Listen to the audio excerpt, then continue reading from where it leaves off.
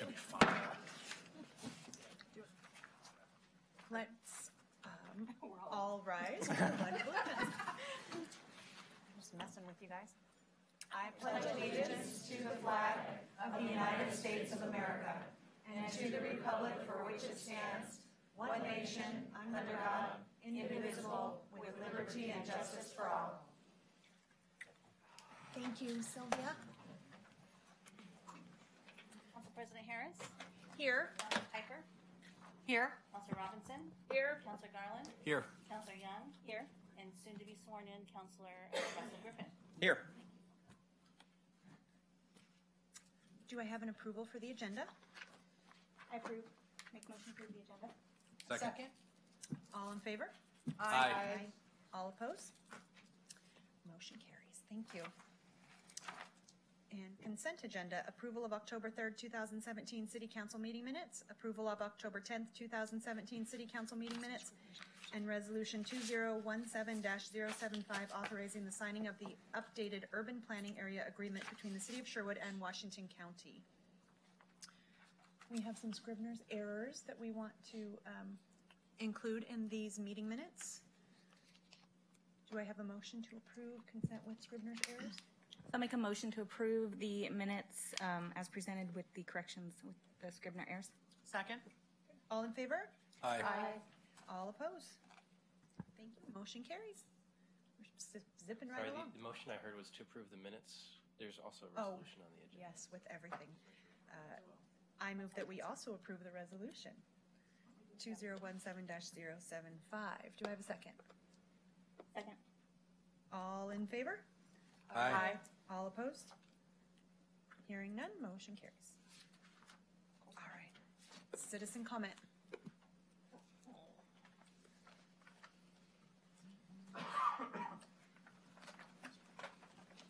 Thank you.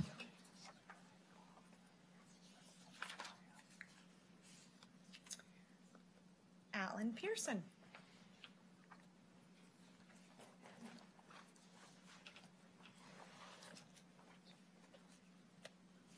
It's already turned on. Makes it easier sometimes. Alan Pearson, 23727 Southwest Alder Grove, Sherwood. In 2011, the town switched water systems from city wells to a system of water provided from Wilsonville. And apparently in the transition, as discovered by our former Mayor Clark, an error in bureaucratic activity and billing occurred, and the city, the YMCA, and the school board stopped being billed for water. Last year, Mayor Clark, doing due diligence, brought this to the attention of the city and to the council and to the three parties that they were not paying their rightful bill. Subsequently, it is my understanding that 2016 and currently these entities are paying their bill. I'm still waiting for the balance of the bills to be paid.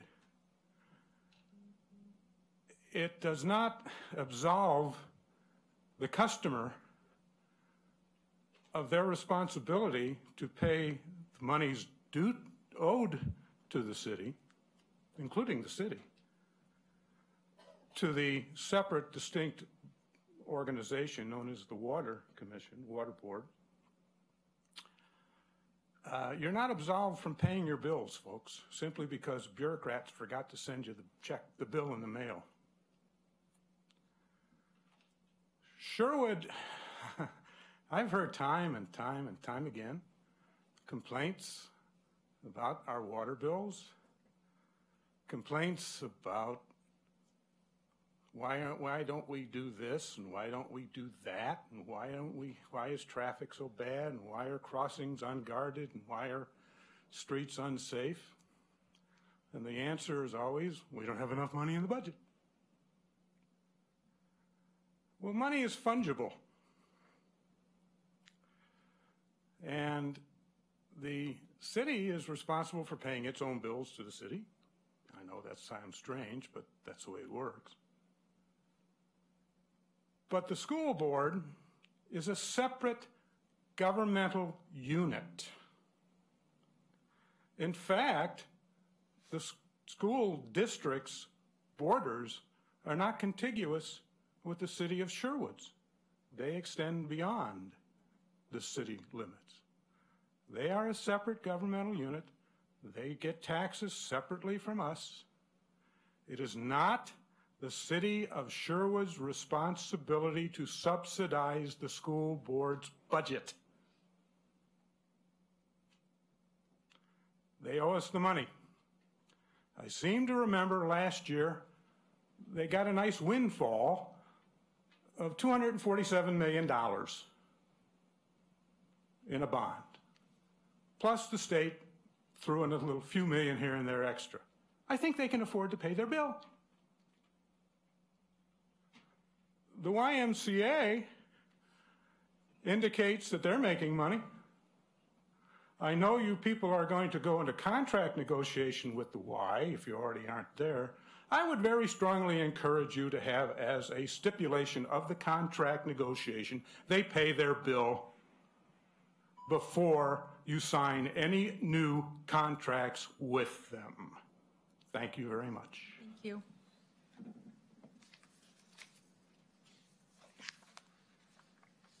Eugene Stewart?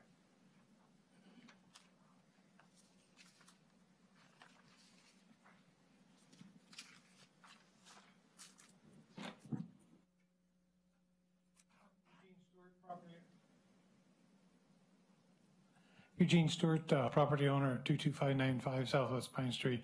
Like I've talked often before, traffic is really, in the 50-plus years that I've seen it, is really getting messy. And yet, as we expand in Sherwood, the state, county, and the city have no plans for how that traffic is going to get onto the roads. The state of Oregon has already said that the metropolitan highways are basically beyond capacity, and you can see that every morning when you drive to work and when you come home. You cannot put enough buses on the road to keep up. They're putting light rail out to Tigard, but that won't even come close to handling the extra capacity that we're putting on it. You also have to look at Newburgh and point south outside where they all add. Everyone is going to the center of Portland and have the opportunity every once in a while to go up to Seattle. And on a Friday, you better leave before noon or you're not getting there very fast. I mean, Portland is more crowded than Seattle. At least in Seattle, you have more opportunities how to get around. Another thing I noticed is that when they came around and marked the employment centers, they failed to mark Sherwood as an employment center, so we're going to become a bigger, more complex bedroom community. When we first started our comprehensive plan, that's one of the things we wanted to get away from being a bedroom community, because we knew the consequences. You think you have high taxes now. It's going to keep going higher. You're already talking about raising rates. Well, the problem is you don't have a good commercial residential mix. Until you get the commercial up to about 40%, you're going to continue. You haven't addressed the PERS problem. Nobody is. That keeps adding to it. And you keep expecting the people to keep on paying it. Well, they have a fixed budget too. And so it seems like instead of worrying about our revenue so much, we better start worrying about how we can build the commercial up so we can get something. As an example, city of Portland or metro area, they don't have enough space to put in for Amazon, the buildings that they want to put in. Is Sherwood doing anything to look at trying to develop some of their commercial property to maybe get something out here. It means people don't have to travel so far to get to work, maybe. Seems like a good idea to me. So like I say, I've noticed it on Brookman and 99W getting across there. That intersection is probably at a point it needs at least a light. But somebody's going to have to get killed there before any planners will push that forward and put it in. And then also we need to look at the county's plan for their roads.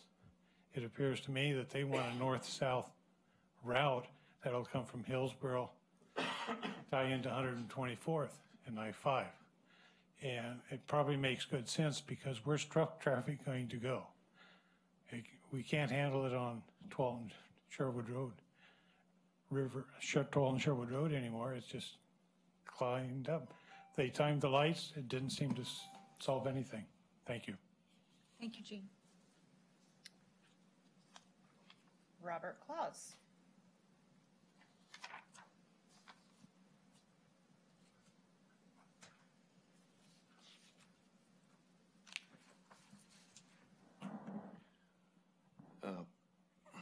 Robert James Claus, 2221 Southwest Pacific Highway. Somebody mentioned this refuge was started out here because of my wife and I. You bet you was. We're the largest donor in the history of land in this town. Nobody's even close to it. My skids, first National American Scholar they had in 17 years, then had another since, and he was the winningest rascal in the history of the school. And my other boy did just as well. So what I'm going to say here is, it's not that I don't have a vested interest. Nobody's going to say I'm anti-education, because if you look at my record, there's nobody in that school that could even lace my shoes. So I'm not making any anti-statements here, but I'm really getting tired of some of what is going on. There ain't no Meineke mufflers, folks. It's a business form franchise. They just a guarantee to put them out there it'll last 36 months. They can buy it at Walmart. That's what you got in the Y. That's franchise. Make no mistake about it, that's owned by Willamette. Now, we've given a bunch of statements, and my favorite thing is actually when I amended the highway. It's the only time it's ever been amended. AFL's highway all through it got it amended. I.R. Hayakawa, the great semantist, said, you can steal some things fair and square, but you can't own them. The school owes us money, a lot of it. They are a separate municipality that goes as far as Multnomah County and Yamhill County. And there are people there that live in really expensive homes. And I'll be damned if I see why an apartment developer in this town should subsidize their kids in that school. You're going to come down to some very hard things now, and you're going to need to make some ugly decisions. This is Sherwood. I love it. I went into Tempe, Arizona once, left the town, then I went over to Mesa. And Howard Godfrey said to me, sit down, Jim, I've heard about you that you litigate for the union. I don't litigate, we hire litigators. He said, good. He pulled a sign out, he flipped it, and he said, this ain't Scottsdale. Then he flipped it again and he said, it ain't Tempe. And the last time he flipped it, he said, you're in Mesa, act like it. This is not the Sherwood School District. This is Sherwood. Now, we got that refuge started, and nothing has happened with it. When you interviewed anybody, not once did you ask, do you have any plans to go back to Washington, D.C. to find out how you could zone for a refuge? No, you're not doing that. Instead, we're giving money to this damn school system. We're giving money to the Y, and we can't take care of our own kids out in the refuge. Now, that's pretty stupid. Even the time I spent on the Crow Reservation, that's stupid for Methodist missionaries. What is going on? This is our town. This is a very good town. I love people who want to live in the hills. Let them go. This town is what you should work on. And if it takes a recall like this, and God apologize for this, you people have done us a service beyond words, because you have brought the attention to the fact everybody thinks they can steal from Sherwood, except God, the fish, and the wildlife, and they just contribute to us. You've got a city here you should honor, you should protect, you should go out of your way to make unique. And it's the wildlife refuge system and the water management control that would do that. It's not pumping up a school system that apparently can't keep their own bills. I told you, it's not the why. It's not mine to keep up for its business for franchise. Look at his paperwork. Thank you. I mean, I can't believe that you people cannot understand we can't do that legally, and that's what Alan has told me. I'll put these in the record. Please refer to them. Thank you. Thank you, Jim. Sherry Ralston.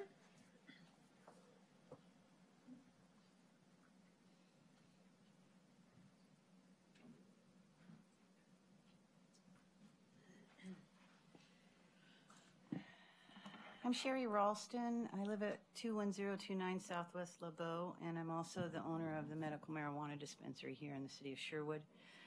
I just wanted to start by saying this is the last time before the November 7th ballot to vote on recalling the ban on recreational sales in Sherwood, and I wanted an opportunity to just speak to the council. There's been a lot of topic in the last few meetings on the recreational ban. And I just came tonight to just state some factual information that's been recently posted, primarily in the Oregonian over the last 6 weeks. The first was posted out last week. The caption states, "Define legalization opponent predictions. Teen marijuana use has fallen to a 20-year low." This is a 2016 marijuana survey, so it's current. Its use among 12 to 17-year-olds. The federal data that was released in this article states that the last time these figures were this low was in 1994. Just today, the paper posted an article stating, and I quote, "Marijuana legalization in Colorado has led to a reversal in opiate overdose deaths in this state." This new research was published in the American Journal of Public Health. Additionally, it stated, and I quote, "Marijuana is often highly effective at treating the same types of chronic pain that patients are often prescribed opiates for. Given the choice between marijuana and opiates, many patients appear to be opting for the former.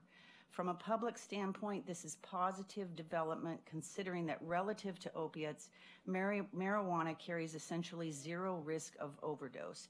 And now the American Journal of Public Health suggests similar finds hold true for recreational marijuana legalization," unquote. Additionally, Dr. Oz recently stated in a Fox News interview on live TV that he believes that marijuana is an exit drug to opiate addiction. And lastly, there is the revenue stream associated with recreational marijuana sales. The Oregonian reported an $85 million tax collection that is starting to be distributed right now. I want to mention that I was personally called out in a local paper recently stating, and I quote, "It is irresponsible for Sherry Ralston in stating that the city would be losing any amount of money by keeping the ban in place because it was based on pure speculation," unquote. $85 million is a lot of money. And that particular topic at that time that I was discussing was specifically about the 3%, which is crystal clear. It goes all to the city.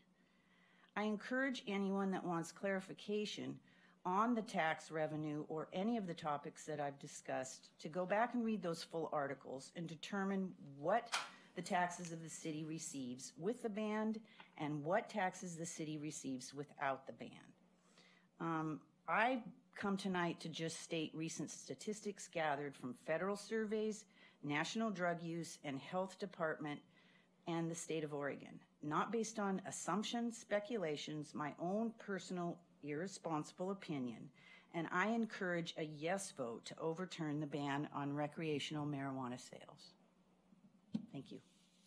Thank you, Sherry. That's all I have for tonight. Does anyone want to speak? You can fill out a form. or forever hold your peace. All right, we will move into our presentations and start with our swearing in of our new counselor, Counselor Griffin. So Counselor, or soon-to-be Counselor Griffin, if you can come down in front of the dais. I'd like to introduce Judge Brian Starnes, who will administer the oath of office. Judge Jack could not be here. He's on vacation, so Brian fills in when he is gone, and he's our pro tem judge. And but this will still. He's got the robe. He looks very. Is that all it takes? Yes, I know. that's all it takes. Can you get ordained online for that too? I am Russell Griffin. I, Russell Griffin, do solemnly swear that I will support the Constitution and laws of the United States and the state of Oregon and the laws of the city of Sherwood and will faithfully, honestly and impartially discharge the responsibilities bestowed upon me as a city councilor of the city of Sherwood.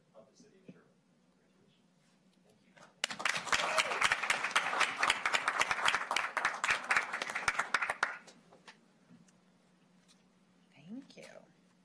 Do you have any words of wisdom you want to share? Acceptance speeches. Brian, can you leave the robe? All right, then we will move on to our Hawthorne Walk-In Center presentation. Joe? Come on up. We'll pull up the presentation. Yes. And then just the microphone is on, but if you can put it closer to you so it can pick up your voice. Can you hear me? Yes. Good. So before she gets started, I had the opportunity to visit the Hawthorne Walk-In Center this past summer. You're going to learn in a few minutes what this center is all about. But I was very impressed by the new facility here in Washington County.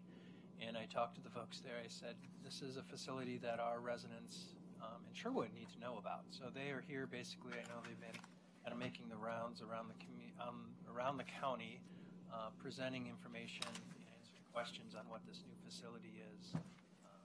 So welcome, and if you can introduce yourself. Yes, so my name is Ginny Churchill, and I'm a service director at the Hawthorne Walk-In Center. I'm actually a service director at LifeWorks Northwest. This is the Hawthorne Walk-In Center was pretty much a joint venture between Washington County and LifeWorks. Washington County basically provided the facility that we're in, and LifeWorks is providing the services in the building. And the Hawthorne Center opened in May of this year. It's located in Hillsborough on Elam Young Parkway, and it's basically a place where people can walk in and get emergency psychiatric services, and it's open to any resident of Washington County free of charge. So this slides talk a little bit about how and why it was developed. Basically. What we were finding is that a lot of people who were having a mental health crisis, they either went to the emergency room or they went to jail, basically. And the police, when they encountered somebody, or the sheriff's deputies, when they encountered somebody, those were the two options they had. They could put them on a police hold and take them to the hospital, or they could take them to jail. And often what these people really needed was, just some treatment that they could get in an outpatient clinic. But there wasn't any place that you could just demand, just walk in on the spot. So the Washington County had a strategic plan in 2015, and one major piece of that strategic plan was to create a walk-in clinic. So the goals are to provide easy access to care. People can come in for mental health reasons, or they can also come in for addiction reasons. It's not an overnight facility. It's just basically a day program. People walk in. They meet with a counselor who assesses what's going on with them, helps them figure out resources and a plan for addressing that, and then they leave the center. And they may come back a time or two, but it's really mostly focused on one visit with some follow-up by our staff. So basically, to figure out what we wanted to do here, we went to Centerstone in Clackamas County. It's now called Riverstone. They changed their name because there was a branding problem. And then we went to Cascadia Walk-In Clinic in Multnomah County. So these models have existed in other counties. We just did not have one in Washington County. And then we visited the Psychiatric Crisis Center in Marion County to get ideas about what was working well for them, what wasn't working well. The Clackamas County one was the newest, and so we were able to talk with them about what were you envisioning, what do you wish you had done differently, and we learned a lot from that. So the site that we found is in Hillsborough. It's a bit of a distance from you guys, unfortunately, but it's accessible. It's on Elam Young Parkway, and it's located in a kind of a complex where there are other social services. It's in a building where Yahoo used to be. Yahoo used to own all the buildings in that complex, and now they're downsized to just one building, and we took over the building that they left. And it's situated right next to a Hawthorne Farm Max station. So that was one of the big reasons we cited it there, was because it was next to the Max station. This kind of shows you the complex it's in. So the Hawthorne Walk-In Center is there. Washington County Human Services, which is Washington County's disabled services, and it's mostly where they monitor contracts, where they provide some direct services there. Oregon DHS is here. This is for where they do protective services for older adults, and anyone who's older who needs help getting into the system, needs food stamps, whatever, can go there. Washington County Days has Disability, Aging, and Veterans Services is there, and they can help, especially help veterans navigate the system. And then there's another Oregon DHS over this way, the Self-Sufficiency Office, that offers food stamps and OHP applications and things like that. So that was one. This is Google down here. So that's one of the great things about this spot, is that we can collaborate with these other social service partners. So this is for people of all ages, okay? It's not for people who need hospital-based care. So if someone is, say, acutely suicidal, not safe to come there, or dangerous to other people, we can deal with people who are suicidal, but not someone who's, got a knife at their throat kind of thing. So if someone who's likely to need hospital level of care, obviously we're not that. We're a voluntary facility, so we don't do holds, we can't hold people involuntarily like emergency rooms can. We're open 9 a.m. to 8:30 p.m. 7 days a week. People can call for an appointment, although we encourage people just to walk in. We try to keep our wait times to 30 minutes or less. So trying to make it an alternative, a pleasant alternative to emergency rooms where people can wait 3 hours to be seen, or 4 hours, or 12 hours. Confidential care from professionals and peers. No out-of-pocket costs. If the person has insurance, we may bill it if it's the right insurance, but we never charge anything to the people coming in, whether they have insurance or not. So basically, people come in, we welcome them, we do an assessment. We have master's level mental health counselors who do an assessment to determine what's going on with the person and sort out what services they need. We do some stabilization. That might mean prescribing meds. It might just mean doing some crisis counseling. It might be simply hearing the person out and supporting them in whatever difficulty they're going through. Might be making suggestions on how they can improve their situation. And then the resource connection is a big part. We always, take a look at what are the resources out there, what does the person need, and connect them up to some ongoing resource, because we're just a short-term provider. And then we do follow-up. We call people on the phone. We make sure if we refer them to somebody, we don't actually drop out of sight until they've actually been in and seen that person, had an appointment. So we do phone follow-up, and once the person or sometimes we do in-person follow-up. Once the person tells us, yes, I made that contact, I had an appointment, looks like it's going to work out really good for me, then we basically close the case. We have several services that are all part of the walk-in, Hawthorne Walk-In. We have the walk-in team, which sees the people that walk in. We also have a mobile crisis team, so we have the ability to go out in the community. If people prefer not to come in, but they want someone to come to their home, we can do that. Sometimes schools will ask us to come to the school. Sometimes the jail asks us to come evaluate somebody. So we have that ability. We have peer crisis support. So peers are people who have had mental health challenges themselves and have been through the mental health system, so they know what it's like. Because it can be intimidating for people to come in. And so we offer peers who can, kind of say, hey, I've been through something like this before myself. I know what it's like. If you'd like, I can stay with you during the assessment. I can, and often what they'll do is they'll meet with a person during the follow-up phase and help in whatever way they can. We have what's called an intensive transition team, and this is a team that works with people that are hospitalized in psychiatric units. Primarily St. Vincent is the psychiatric unit in this county, and they will work with people who are ready to be discharged and make sure that they make the connection to outpatient treatment and help them get set up in an apartment or whatever they need to be successful in the community. And then we have some partner organizations sharing the space with us. So we have Community Action, which does a lot of the poverty relief programs in Washington County. They actually are co-located in our building. So when we have someone who needs some of their services, particularly housing, we can just walk them over and they can access that service. We have Dual Diagnosis Anonymous groups going there, and we're talking about partnering with NAMI, National Alliance for the Mentally Ill, letting them have some space there. That's a picture of our lobby. This is a water feature on the right-hand side, whom we all love. It was a bear to get in. It was ordered from a company in Utah, but the waterfall itself was made in Canada, and the plumbing codes are the reverse in Canada, what they are in the U.S.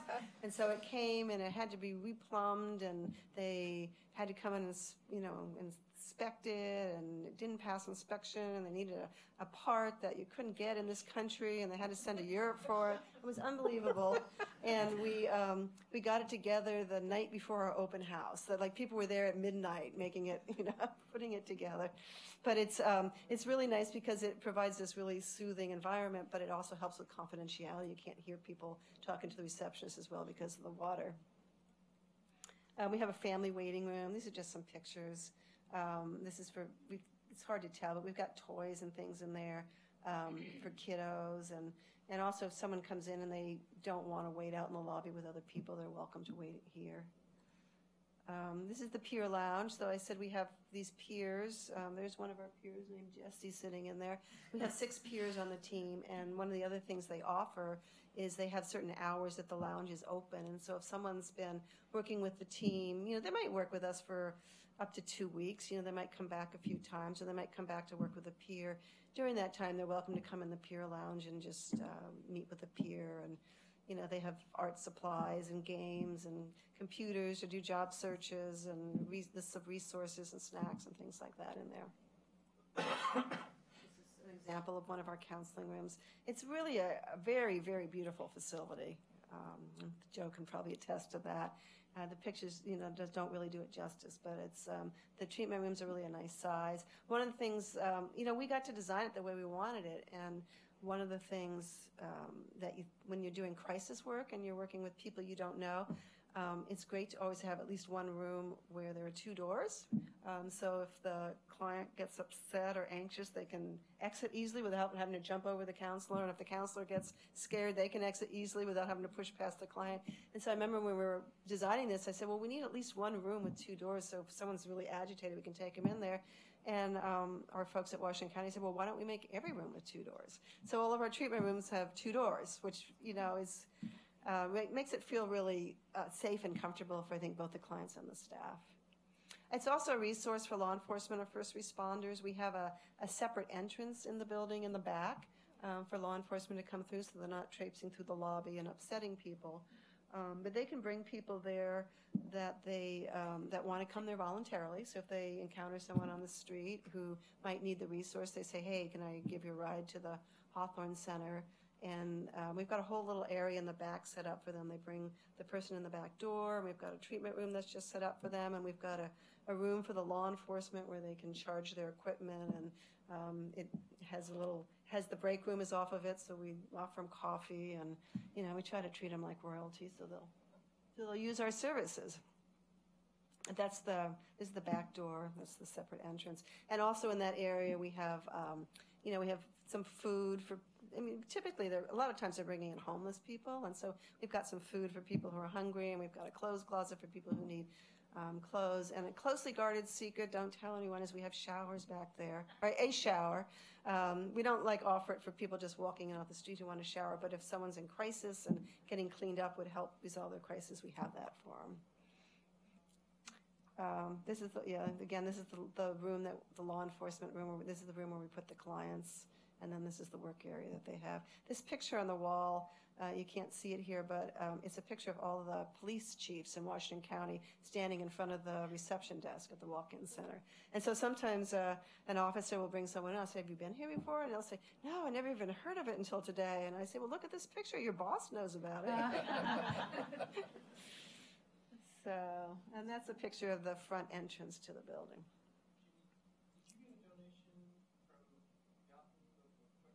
We did. Well, they left some wiring, and they left a lot of furniture. So we have conference room tables and chairs. And they're all purple and yellow because that's their colors. And they left us some cubicles too. So we have these really big cubicles. It's really outfitted nicely. Yeah. So that saved us a lot of money. Any questions? What a nice facility. My goodness. I have a couple questions for you, though, Jenny. Okay. So you said you had repeat users? Sure. People come back more than Yeah. once. And then what happens outside of business hours? How many of those people that are in crisis? Outside of business hours, we have the Washington County Crisis Line that runs 24 hours a day, and our mobile crisis team runs 24 hours a day. So the Hawthorne Walk-in Center isn't open, but the Washington County Crisis Line, 291-1111, they can access our mobile crisis person who works from home, and they can dispatch that person out into the community. So we have some crisis services 24 hours a day. Thanks for asking that. Great question. Do you have any social media sites? Well, if you go to the Washington, there's a Hawthorne Walk-in Center webpage, which is a really good resource. And I don't know that we have it up here. I think it's just www.Hawthorne Walk-in Center, and Hawthorne does not have an .org, I think. Or the Washington County website has a link to it. It's got it's got a couple of videos on it, I think. One is a video that just, we were on cable access. We had someone doing an interview with our staff and showing the interior, and I think that video is up there. And then we did a little video about accessing mental health services in Washington County. I think those are both there. That's your best bet. Do you have a doctor on staff that can prescribe medications? We do. We have one psychiatrist and several nurse practitioners scattered throughout the week. So we do prescribe medications. It's not 40 hours a week or anything like that. So when people come in, if they need medications right then, and usually we're prescribing medications either because someone is very psychotic and needs some medications to tone that down, or they have been on medications and they've run out or lost them or something like that, and so we're willing to refill them. Sort of a short term. Yeah. So sometimes when people come in needing medications, we're able to get them in that day. It's unlikely. Usually we have to schedule them a day or two to come back. Any other questions? Chief, did you have something? Yeah, Jenny, can you talk about the mental health response team? I think you inadvertently skipped over that bullet on one of those slides. Did. Good for you picking that up. And are you in that picture I just showed? I am. Yeah. Thank you for asking that well-timed question.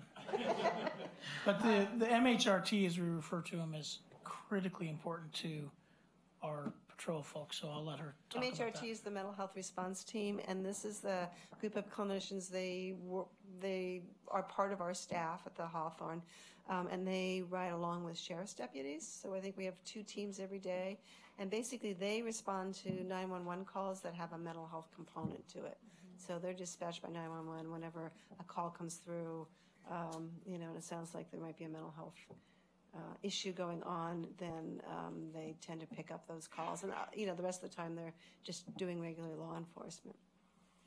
I went to a suicide prevention course out in Forest Grove, and they talked a lot about the mental health team that rides with the officers, and it's really, really an important. And we have the ability to call them as well if there's a call that doesn't obviously suggest some kind of a mental health crisis, but the officer gets on scene and realizes that that's involved, and we'll ask for MHRT unit to come, and I can tell you they've been in Sherwood and helped us on several calls. So they're great dispatched out of this program. office?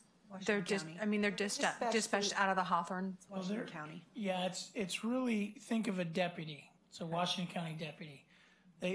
We've discussed amongst the chiefs and sheriffs expanding the team because they're pretty much at capacity and opening it up to other agencies, but that hasn't happened yet. So right now it's just Washington County deputies that have been trained in mental health response there, and then they are partnered with a mental health clinician, a practicing clinician, somebody that's doing that day to day, and they respond to just those calls. And I would say that there's probably few, if any, calls or time where they hey, we can just take a normal call. I mean, their call load and their call volume has gone up steadily, as you can imagine, because of the. So those issue. clinicians actually check in at the precinct and ride with that person all day. They come to the Hawthorne Center sometimes just to drop paperwork off and that sort of thing. But they're dispatched by 911 or It's good to know, to have that through other link. law enforcement. We had a presentation with the mental health response team a while. I don't remember how long ago it was, but it's nice to see how it connection. circles and the Yeah. connection. Yeah. So Well, thank and you. the cost is invaluable. I mean, the amount of money it saves in aftercare to have this program pays for itself over again. So Yeah, it's much less expensive than an emergency room visit or a jail stay, obviously. Council, do you have any other questions? Thank you for driving out. I know it's a drive out here, but thank you. Okay, that's all for our presentations, and we will move on to our city manager's report. Council President and Council, I just have one kind of update for the council, but I think more for the community. YMCA negotiations have started. We had a very good session last Friday, another session yesterday, and we will be meeting again this Friday, and we have meetings scheduled between now and basically early December. The goal is to bring a proposed contract on December 5th for the council. As things progress, I'll let you know whether we're going to meet that target or not, but things are going well in terms of those negotiations at this point. Just wanted to update everyone. Can I ask a question? Sure. Are you soliciting information from individual counselors at all? A number of the counselors have asked whether we were going to do the same kind of work session, and I think that's still a question. If the council wants to provide that, they can in that kind of setting, or you can also provide that to me individually in our individual meetings. I think we could probably all just send our information to you. Yeah. Does anyone else have thoughts comfortable just sending it to them, or do you want to meet? I think a lot of what we said during the health fitness still applies. Similar, Correct. And Would, then, would you like our questions to be maybe focused on the same big question that you had for health fitness? Basically, what would get you to a yes on a contract? Is that how our frame of reference should be? Yeah, I would say yes to that question. I mean, just like when we started the process with health fitness, we wanted to go through a negotiation process and bring you back a contract that ultimately could be approved. That's the same goal here with the Y. And knowing what's important to the individual counselors is important to that process. Did you have something you wanted to? And I'm fine either way, but I already have my list, so, okay. Good. Anything else? So we decided that we are going to adjourn the meeting without our council announcements tonight. We have an executive session after this, and it's pretty robust, so we will move into that session. Councilors, in about 10 minutes. You need to use the restroom or anything, and I'll call this meeting adjourned.